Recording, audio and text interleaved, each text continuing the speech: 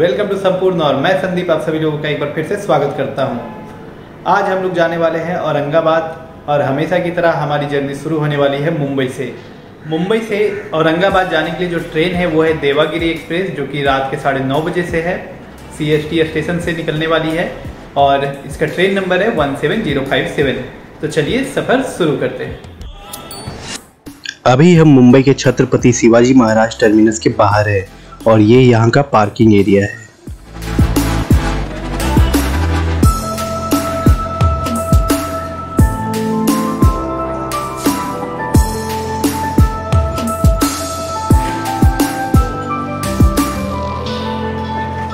आइए अंदर चलते हैं।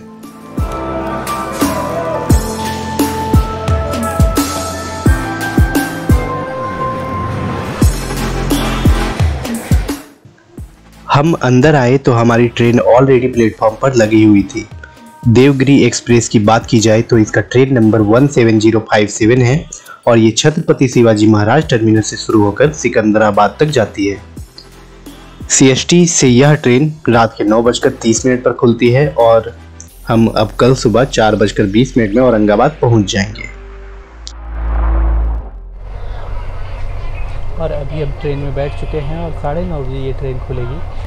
तो मिलते हैं कल सुबह औरंगाबाद में। देखते ही देखते हमारी ट्रेन अभी CST से खुल चुकी है। इस वीडियो में और आने वाले वीडियोज में हम हमारी औरंगाबाद जर्नी को दिखाने वाले हैं। इस वीडियो में हम घृष्णेश्वर ज्योतिर्लिंग को कवर करेंगे और इसके बाद एलोरा और अजंता की गुफाओं के साथ साथ औरंगाबाद के और भी कई प्लेसेस को कवर करेंगे। तो ऐसे ही वीडियोज के लिए हमारे इस चैनल को सब्सक्राइब कर लीजिए।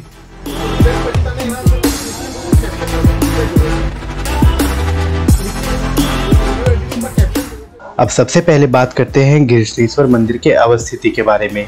तो यह महाराष्ट्र राज्य के औरंगाबाद जिले के वेरूल नामक स्थान पर है। एलोरा केव ज्योतिर्लिंग मंदिर से महज 1 किलोमीटर की दूरी पर है। लगभग 4:30 बजे हम औरंगाबाद पहुंच चुके हैं। अब चलते हैं होटल। स्टेशन के पास ही आपको अच्छे और इवन सस्ते होटल मिल जाएंगे। औरंगाबाद आने के बाद सबसे पहले हमने होटल चेक इन किया और अब फ्रेश होने के बाद हम यहाँ के अलग अलग प्लेसेस को घूमने जा रहे हैं। सबसे पहले हम शुरुआत करेंगे घृष्णेश्वर टेम्पल से।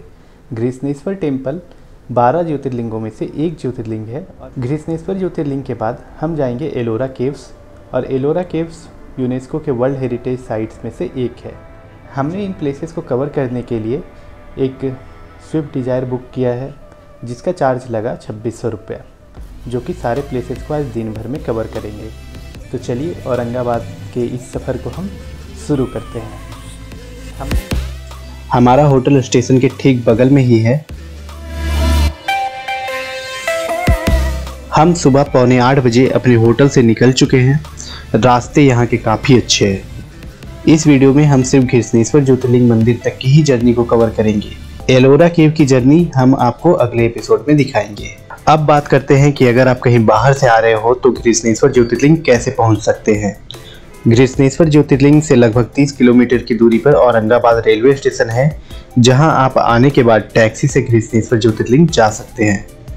औरंगाबाद में एयरपोर्ट भी है, तो आप हवाई मार्ग से भी आ सकते हैं। एयरपोर्ट से ज्योतिर्लिंग की दूरी लगभग 36 किलोमीटर है। घृष्णेश्वर ज्योतिर्लिंग को घृणेश्वर मंदिर या घुष्मेश्वर मंदिर भी कहा जाता है और यह महादेव के 12 ज्योतिर्लिंगों में से सबसे आखिरी ज्योतिर्लिंग माना जाता है।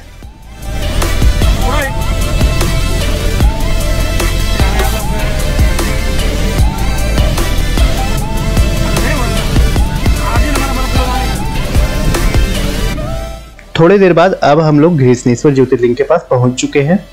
सामने मंदिर का शिखर दिखाई दे रहा है और बड़े दुख के साथ कहना पड़ रहा है कि इस वीडियो में हम आपको मंदिर के शिखर के अलावा मंदिर का और कुछ नहीं दिखा सकते, क्योंकि मंदिर के अंदर कैमरा अलाउड नहीं है। चलिए कोई बात नहीं, आप यहाँ पे खुद आइए और इस खूबसूरत ज्योतिर्लिंग के दर्शन कीजिए। मन भक्तिमय हो जाएगा, ये बात तो पक्का है। यहाँ बाएं साइड से ज्योतिर्लिंग जाने का रास्ता है और दाएं साइड में सिद्धेश्वर महादेव का मंदिर है। चलिए पहले सिद्धेश्वर महादेव मंदिर चलते हैं। इस मंदिर के एक तरफ जनार्दन स्वामी महाराज का संकल्पित समाधि मंदिर है, वहीं दूसरी तरफ सिद्धेश्वर महादेव जी विराजमान है। द्वार पर नंदी भगवान की प्रतिमा है। अंदर भगवान शिव जी का शिवलिंग है, जिसके दर्शन करके हम अब घृष्णेश्वर मंदिर जाएंगे। तो एक बार प्रेम से सभी लोग बोलिए ओम नमः शिवाय, और कमेंट बॉक्स में भी शिव जी के प्रति श्रद्धा दिखाते हुए लिखिए ओम नमः शिवाय।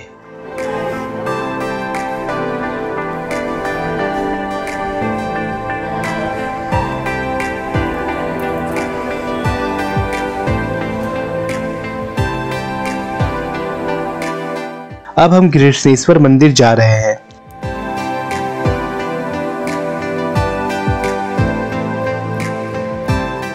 सामने देखिए मंदिर का शिखर दिखाई दे रहा है। इस मंदिर को बहुत बार तोड़ा और बनाया गया है। 13वीं-14वीं शताब्दी में दिल्ली सल्तनत द्वारा तोड़ा गया था और मुगल मराठा युद्ध में इस मंदिर को क्षति पहुंची थी। इस मंदिर का पुनर्निर्माण 16वीं शताब्दी में वेरुल के मालोजी भोसले ने की थी और अभी जो स्ट्रक्चर है वह 18वीं शताब्दी में महारानी अहिल्याबाई होलकर के सहयोग से बनाया गया था। अब बात करते हैं मंदिर के स्थापत्य की। तो घृष्णेश्वर मंदिर की स्थापत्य शैली मराठा मंदिरों के स्थापत्य शैली के जैसा ही है। ये लाल पत्थर से बना हुआ है और अभी आप जो शिखर देख पा रहे हैं वो 5 मंजिला है। अब हम मंदिर की तरफ आगे जा रहे हैं।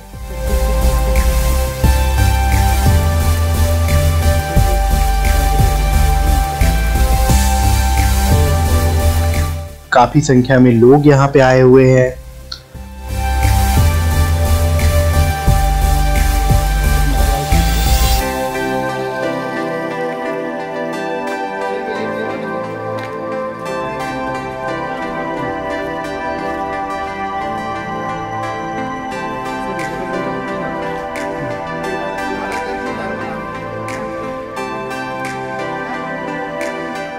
अंदर मोबाइल कैमरा कुछ भी अलाउड नहीं है। यह मंदिर का एंट्री गेट है, जिसके आसपास ही अलग अलग दुकानों द्वारा मोबाइल और बैग के लिए लॉकर की सुविधा उपलब्ध है। प्रसाद की दुकानें भी ढेर सारे हैं यहाँ पर। अभी हम भगवान के दर्शन कर लौट चुके हैं। मोबाइल अलाउड नहीं होने की वजह से हम अंदर का तो कुछ दिखा नहीं सकते। अंदर एक सभा मंडप है जो 24 पिलर से बना हुआ है। उन सभी पिलर्स पर भगवान शिव से जुड़ी हुई बहुत सारी कथाओं को उकेरा गया है। सभा मंडप में ही नंदी भगवान की भी एक प्रतिमा है और इस मंदिर का गर्भगृह जो 17 बाई 17 फीट का है उसमें शिवलिंग विराजमान है। इस मंदिर के लाल पत्थरों में भगवान विष्णु के 10 अवतारों को भी उकेरा गया है। यह मंदिर बहुत ही खूबसूरत है और भगवान शिव के दर्शन करके मन भक्तिमय हो चुका है। अब बात कर लेते हैं मंदिर से जुड़ी पौराणिक कथा के बारे में। देखिए इस कथा में 3 नाम बार बार आने वाले हैं। एक है सुधर्मा, दूसरा सुदेहा और तीसरा घुष्मा। सुधर्मा और सुदेहा पति पत्नी हैं और सुदेहा की छोटी बहन का नाम घुष्मा है। तो चलिए कथा शुरू करते हैं। शिव महापुराण की कथा के अनुसार देवगिरी पर्वत के पास सुधर्मा नाम का एक ब्राह्मण रहता था। उसकी पत्नी का नाम सुदेहा था। दोनों में बहुत प्रेम था, लेकिन उनका कोई बच्चा नहीं था। जब ज्योतिष गणना करवाए तो पता चला कि सुदेहा कभी मां नहीं बन सकती है, लेकिन सुदेहा जो थी वो संतान पाने को बहुत ही इच्छुक थी। तो सुदेहा अपने पति सुधर्मा से आग्रह करती है कि सुदेहा की जो छोटी बहन है घुष्मा, वो उसके साथ विवाह कर ले। पहले तो सुधर्मा इसके लिए मना कर देता है, लेकिन जब सुदेहा ज्यादा जिद करने लगती है तो वो सुदेहा के आग्रह को मान लेता है। आग्रह मानने के बाद वो सुदेहा की छोटी बहन घुष्मा के साथ विवाह कर लेता है। घुष्मा काफी अच्छी महिला थी और शिव जी की अनन्य भक्त थी। घुष्मा प्रतिदिन शिव जी की पूजा किया करती थी और उसके बाद जो पार्थिव शिवलिंग थे उसे तालाब में प्रवाहित करने जाती थी। कुछ समय ऐसे ही बीत गया और कुछ समय बाद घुष्मा ने एक काफी सुंदर बच्चे को जन्म दिया। अब ये देख करके सुदेहा भी काफी प्रसन्न हुई। दोनों बहनें एक साथ काफी खुशी खुशी रह रहे थे, लेकिन कुछ दिनों बाद सुदेहा के मन में एक कुविचार जन्म ले लेता है। वो सोचने लगती है कि मेरा तो इस घर में कुछ है ही नहीं, सब कुछ घुष्मा का है। उसे लगने लगा कि मेरे पति पर भी उसने अधिकार जमा लिया, संतान भी उसी का है। और ये कुविचार जो था वो धीरे धीरे उसके मन में बढ़ने लगता है। एक तरफ उधर कुविचार बढ़ रहा था, उधर दूसरी तरफ घुष्मा का बालक बड़ा हो गया और बड़ा होने के बाद उसकी भी शादी हो जाती है।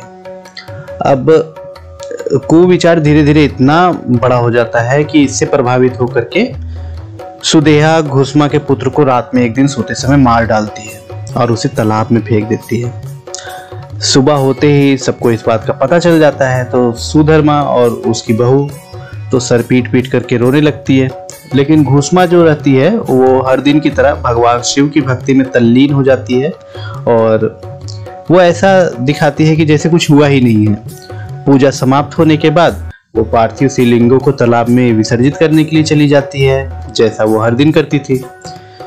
और जब वह तालाब से लौटने लगती है तो उसी समय उसका प्यारा बच्चा तालाब के भीतर से निकल कर आता हुआ दिखाई देता है और हमेशा की तरह वो घुसमा के चरण स्पर्श करता है, जैसे कहीं आसपास से ही घूम कर आ रहा हो। उसी समय भगवान शिव जी भी वहां प्रकट होकर घुसमा से वर मांगने को कहने लगते हैं।